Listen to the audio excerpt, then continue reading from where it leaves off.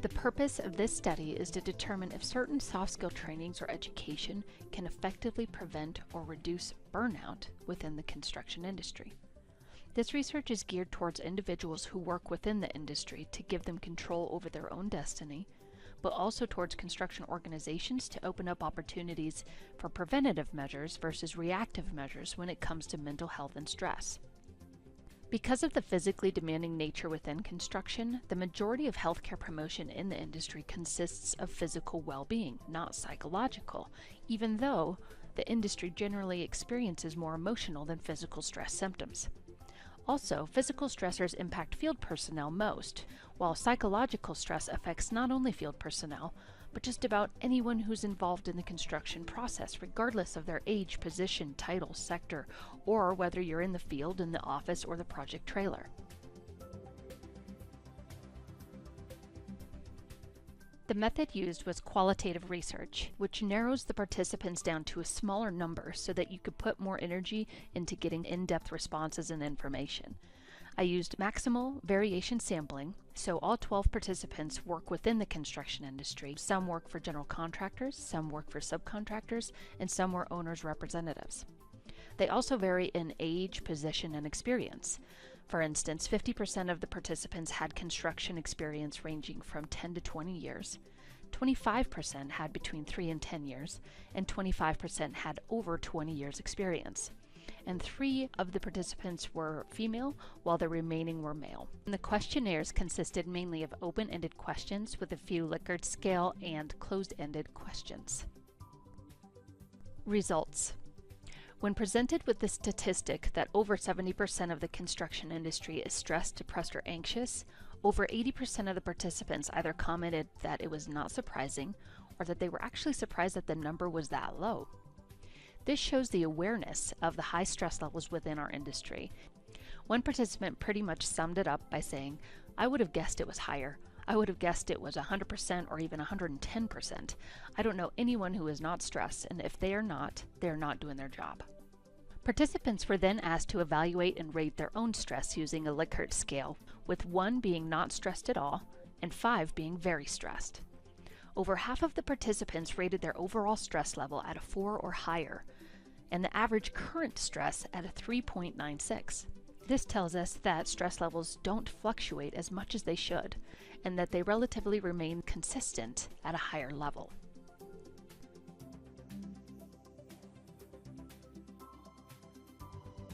Deadlines and lack of time were big factors for both their current and overall stress levels.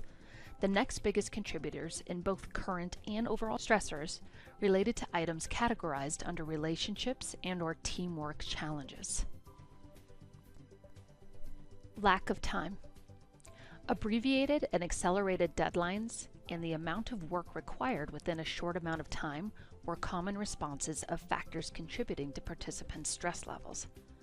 A big part of this is challenges or issues that come up unexpectedly and suddenly, then require rearranging of schedules and priorities in order to accommodate these challenges. This is likely due to the required reaction time to these challenges. One participant explained that unknown factors that come into play always seem to come in at the wrong time, and they need resolution within minutes versus within days or weeks. One of the owner representatives explained that in the construction industry, mistakes that happen usually have a real big impact immediately, and a lot of times they have an impact later on down the road. Additionally, rearranging of schedules is not as easy as it seems and very frequently results in a substantial amount of work within the already tight timeframes of a construction project or construction member's day.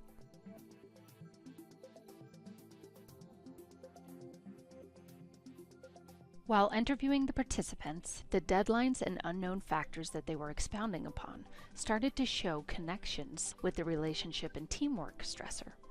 Participants' second most frequently listed stressors included lack of teamwork, lack of understanding of processes, managing and motivating other people, trust, relationships with coworkers and bosses, and the perception of unqualified people, all of which could be categorized into the larger theme of relationships and teamwork.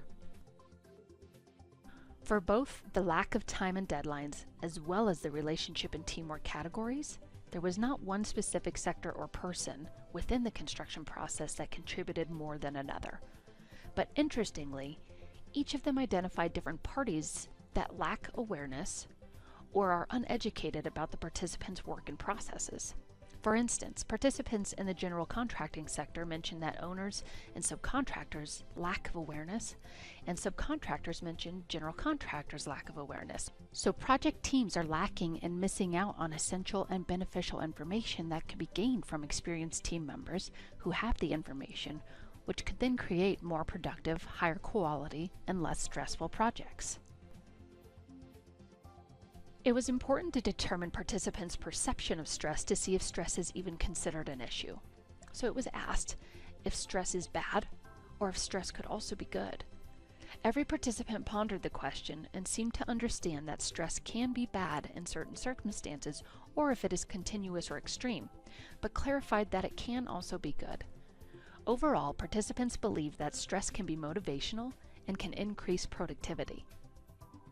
It was recognized that too much or consistent stress can be unhealthy, at which point burnout becomes an inherent risk. Considering, though, that the majority of reactions to stressors within the industry are currently negative versus positive, the threshold of when stress transitions from good to bad may be unclear. But current education or training opportunities on general stress awareness within the industry seems to be minimal, which may contribute to this lack of understanding or necessary mind shift to raise this threshold. Additionally, with the general perception that stress is inherent within the industry, it proves that it is much more difficult to admit to being stressed or seek out resources to mitigate stress when it has reached an unhealthy level. Therefore, preventative measures would likely have a much larger impact than reactive measures.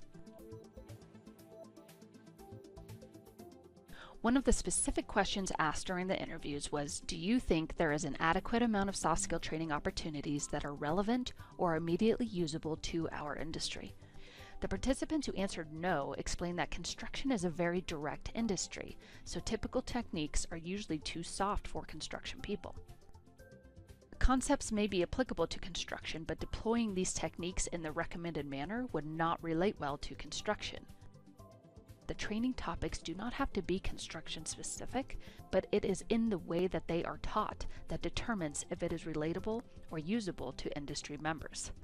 When participants were asked if they thought the industry as a whole could benefit from soft skill trainings, 92% said yes, with one response being maybe. The question was asked again in a different context later in the interview. Do you think that additional knowledge and/or training in soft skills have the potential to reduce individual construction workplace stress? All 12 participants responded yes. They were then asked which ones would have the most impact and why. The soft skill recommended overall for the construction industry was communication, with leadership skills as the second most identified. When participants were asked which soft skills had the most potential to reduce stress within the industry, 3 skills were mentioned most often. Again, communication, but then interpersonal relationships, and critical thinking and problem solving. A key point identified during the interviews was that participants believed that construction organizations should be the ones providing access to these skills. Although 100% of the participants believed that these are beneficial, as one participant stated, not everyone will seek it out on their own. Another participant clarified that although it is beneficial, it must be mandated in order for field personnel to take full advantage of the opportunities. Conclusion. Construction is a high-stress, fast-paced industry that relies heavily on effective leadership, communication, interpersonal relationships, and critical thinking. Technical skills have been the focus of training and education within the industry and are still a critical component of construction. But soft skills have long been overlooked and are equally significant and critical to our industry. This research has revealed a resounding response that soft skills do have the ability to help construction industry members reduce stress levels that contribute to burnout, as well as just benefit the industry as a whole. In order for this to be most effective, it is recommended that construction organizations provide these opportunities as mandatory trainings for employees. Although it is equally beneficial for individuals to seek out these opportunities individually, a lack of time may contribute to lesser participation, therefore lessening the benefits. Additionally, relevancy of the material as well as the awareness and understanding of the industry by the facilitator is an important factor for the effectiveness of these trainings. It is important to note that stress cannot and should not be eliminated altogether.